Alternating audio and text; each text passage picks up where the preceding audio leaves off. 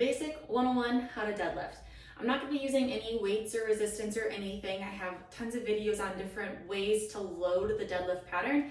This is just going through the pattern itself, making sure you're doing the motion correctly. So the biggest thing I see is that when people deadlift, they just round their backs and pick something up from the floor.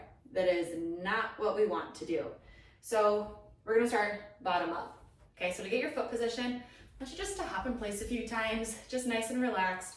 That's your natural foot placement position. Okay, about hip distance apart, that's where we want you. All right, once you're in that foot position, we're now gonna work on the hips.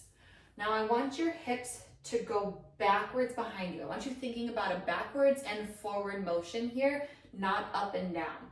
Okay, so your hips, even if you take your hands, push them against the front of your hips, push your butt behind you, your upper body folds forward. This is that position that I want you in, okay? This is gonna make it more glute heavy and not as much on your back, okay? So again, hips go backwards.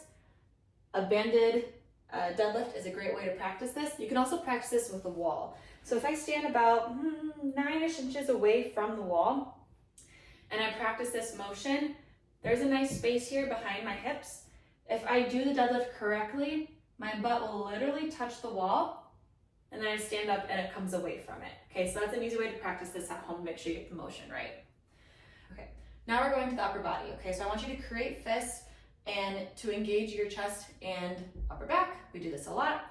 And this will help make sure that as you add weight anywhere, that you're not shrugging up as you come up. Okay, I want you to keep your lats engaged. Okay, there's a few techniques that I'll show you in other videos for that. But we want to make sure your shoulders are engaged, they're not falling forward and back, keeping your back nice and strong. All right, so just walking through everything, jump a couple times in place, feet are in a good placement. I want you to squeeze your glutes and inner thighs, get your shoulders in place with the chest and upper back, get that core engagement, you always want to engage your core, and now send those hips backwards, keep that core engaged the whole time, keep your glutes engaged this whole time, and stand. Okay, glutes engaged and core engaged this entire movement. And that's the deadlift pattern.